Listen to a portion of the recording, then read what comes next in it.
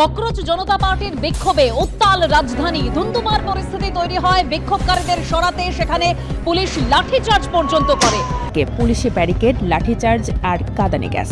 প্রশ্ন হলো, কেন এমন বিস্ফোরণ ঘটতে দেখা যাচ্ছে দিল্লির পথে পথে, আর কেন সংসদের দিকেই এগোতে চাইছিল হাজারো তরুণ? আসসালামু আলাইকুম ভিউয়ার্স, দেশ ও দেশের বাহির থেকে যারা আমার ভিডিওটি প্লে করেছেন জানাচ্ছি আন্তরিক শুভেচ্ছা অভিনন্দন। আশা করি সবাই ভালো আছেন, সুস্থ আছেন, আলহামদুলিল্লাহ। তো ভিউয়ার্স, ভারতে জেএনজির তাণ্ডবে নরেন্দ্র মোদীর তছনছ মসনদ যেন এখন যে কোনো সময় উড়ে যেতে পারে। দর্শক, রাজপথে নেমে এসেছে হিন্দু মুসলিম সবাই, বিভিন্ন অভিনেতারাও এই ছাত্র আন্দোলনের সঙ্গে যুক্ত হয়েছে। তাহলে কি বলা যায়, এই জুলাই আন্দোলনের আক্রমণেই কি নরেন্দ্র মোদীর ও হাসিনার পথেই হাঁটতে হবে? দর্শক, এই মুহূর্তে গোপন সূত্রে জানা যাচ্ছে যে নরেন্দ্র মোদী ভারত ছেড়ে অন্য কোনো দেশে পালানোর জন্য সকল কিছু প্রস্তুত করেছেন। আমরা সর্বশেষ আপডেট জানবো যে ভারত ছেড়ে নরেন্দ্র মোদী শেখ হাসিনাকে নিয়ে পালাবেন নাকি একাই, বিস্তারিত আপডেট রিপোর্টে।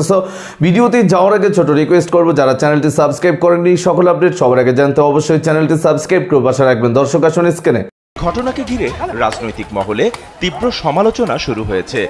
পরিস্থিতি নিয়ন্ত্রণে আনতে মধ্য দিল্লির বেশ কিছু এলাকায় সাময়িকভাবে মোবাইল ইন্টারনেট পরিষেবা বন্ধ করে দেওয়া হয়। ये सरकार की वजह से ऑलरेडी 20 से ज्यादा बच्चों ने आत्महत्या करी है, लेकिन इससे इस सरकार का मन नहीं भरा। ये सरकार चाहती है और बच्चों की जान जाए, ये और बच्चों का खून चाहती है।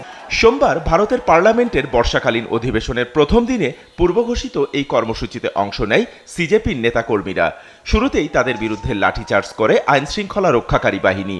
এর আগে রোববার দিল্লি পুলিশ এই পদযাত্রার উপর আনুষ্ঠানিক নিষেধাজ্ঞা জারি করে এবং এলাকাটিতে 5 বা ততোধিক ব্যক্তির সমাবেশ বা মিছিল সম্পূর্ণ নিষিদ্ধ করে।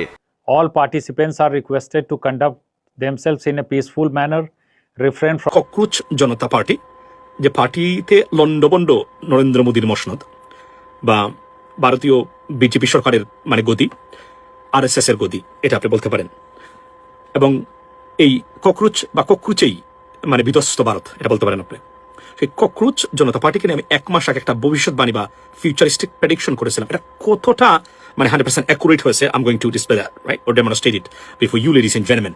সো শুধু এটা না, আমি আরো অনেকগুলা ঐতিহাসিক প্রেডিকশন করেছিলাম যা 99.9% সত্য পরিণত হয়েছে, গ্লোবাল অ্যাফেয়ার্স অথবা জিওপলিটিক্স নিয়ে আমি এর বলেছিলাম। তার মধ্যে আমার সবচেয়ে ঐতিহাসিক হলো ইরান যুদ্ধ লাগার 3 মাস আগে আমি প্রেডিকশন করেছিলাম, আমার on record, it is still in my YouTube live. সেটা হচ্ছে যে যদি ইরান ইসরায়েল যুদ্ধ না হয় বা মার্কিন যুক্তরাষ্ট্র, তাহলে এটা হবে পৃথিবীর 8ম আশ্চর্য।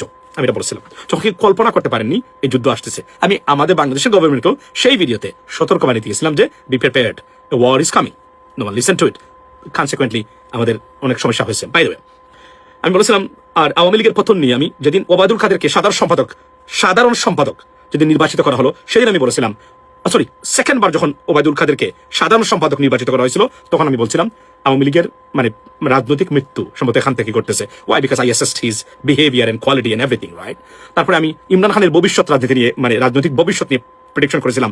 যা করেছিলাম সেটাই বর্তমানে সে জেলে আছে, অর্থাৎ তার politics or political career is over, he cannot come back, that's the bottom line.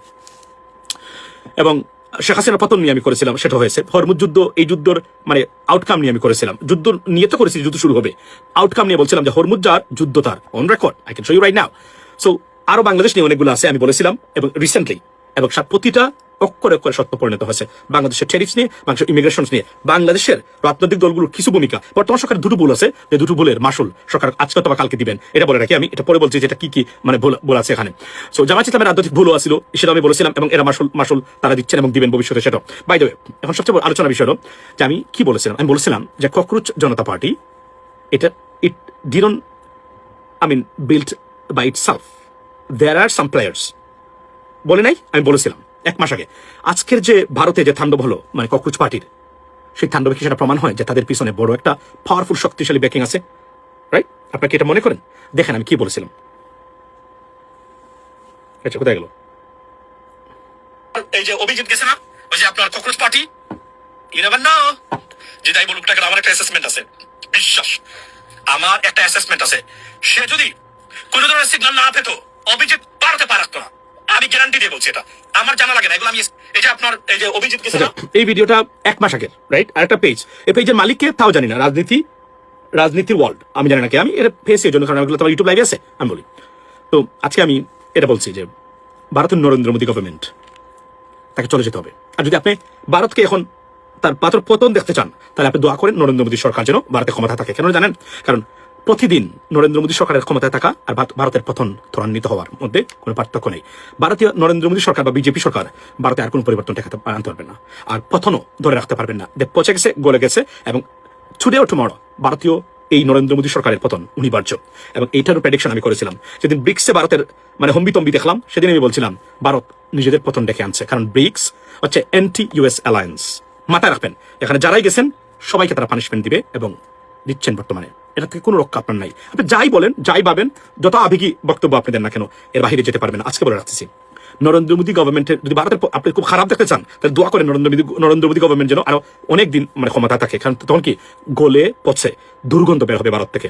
আর যদি ভারতের উত্তরণ চায় ভারতীয় জনগণ, এখনই নরেন্দ্র মোদী গভর্নমেন্টকে আপনার সরিয়ে একটা প্রগ্রেসিভ গভর্নমেন্ট আনতে হবে। তার বিকল্প নাই। লিখে নিতে পারেন আজকে এই ডেট সহ তারিখ লিখে নেন, ভিডিওটা সেভ করে রাখেন। দর্শক, স্ক্রিনে আমরা সে সম্পর্কে বিস্তারিত জানাবো। এই বিষয়ে আপনাদের মতামত কমেন্টে জানাবেন। কেউ ভিডিওটি স্কিপটি করবেন না। এই মুহূর্তে ককরোচ জনতার সঙ্গে আরো বিভিন্ন চিত্র নায়িকা এবং বড় বড় রাজনীতিবিদরাও কিন্তু যুক্ত হচ্ছে, যেমনটি বাংলাদেশেও জুলাই সংগঠিত হয়েছিল। এখন নতুন করে কি ভারতেও কোনো গণ অভ্যুত্থান হতে যাচ্ছে? বিস্তারিত জানবো রিপোর্টে।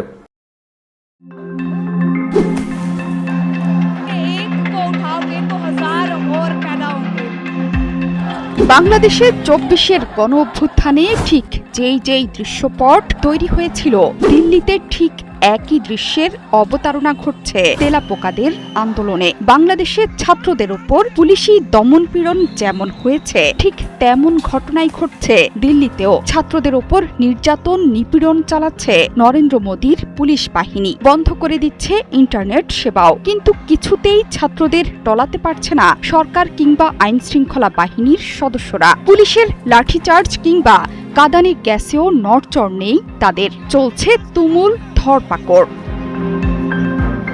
ছাত্রদের সংসদমুখী যেই গণজোয়ার সোমবার নেমেছিল, তেমন আন্দোলনই চলবে বলে হুঙ্কার ছাড়ছে হাজার হাজার তেলাপোকা। হাজারো ছাত্রছাত্রীর ঢলে গতকাল কোনো রকম কঠিন নিরাপত্তা বলয়ে সংসদ থেকে বের হতে পেরেছিল নরেন্দ্র মোদীর গাড়িবহর। গতকালের সহিংসতাতেও দমে যায়নি ছাত্ররা। আজও উত্তপ্ত দিল্লির যন্তর মন্তর। ছাত্রদের আন্দোলন যে দাবানলের মতো ছড়িয়ে পড়েছে তা এখন দিনের আলোর মতো পরিষ্কার। এর মধ্যেই আন্দোলনে যোগ দেওয়ার ঘোষণা দিয়েছে পাঞ্জাব কৃষকরা। পাঞ্জাবের বিভিন্ন জেলা থেকে ট্রাক্টর নিয়ে মিছিলে অংশ নিচ্ছে হাজার হাজার কৃষক।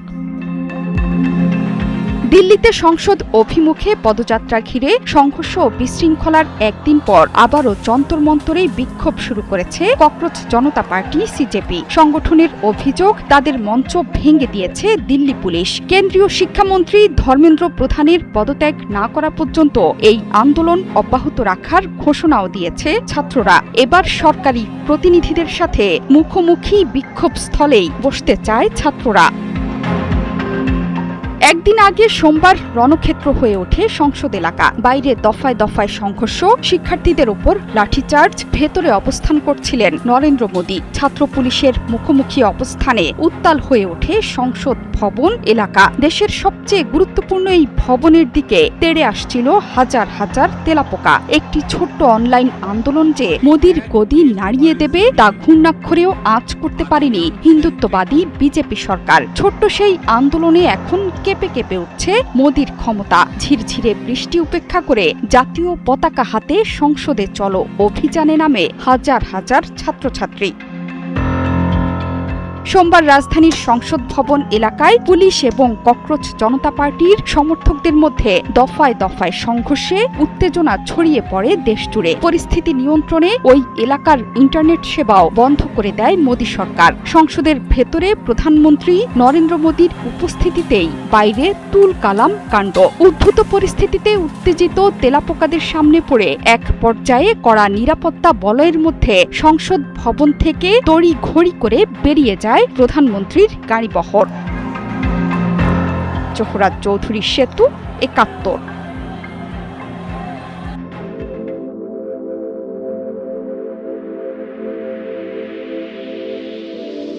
দর্শক, স্ক্রিনে আমরা সে সম্পর্কে বিস্তারিত জানাম। সো ভিডিও এই পর্যন্ত। ভালো লাগলে লাইক অ্যান্ড কমেন্ট করবেন। দেশের সকল আপডেট সবার আগে জানতে অবশ্যই চ্যানেলটি সাবস্ক্রাইব করে পাশে রাখবেন। দেখা হবে পরবর্তী ভিডিওতে ইনশাআল্লাহ।